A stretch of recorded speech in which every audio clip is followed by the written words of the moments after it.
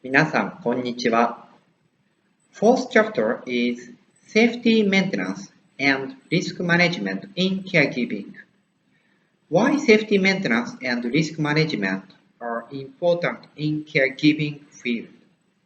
That's because compared with other service industry like a restaurant or hotel, caregivers provide care services to the elderly and the handicapped people who are likely to face life-threatening accidents.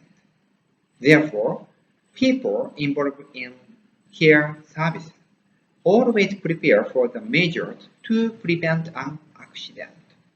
On the other hand, the caregivers also protect themselves. For example, physical care like bathing care and transferring care cause a big burden on their lower back. And in the worst case, the caregiver has to quit the job because of lower back pain.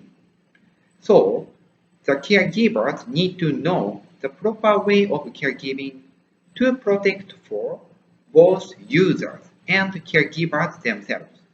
Okay, let's start with fourth chapter, which is Safety Maintenance and Risk Management in Caregiving.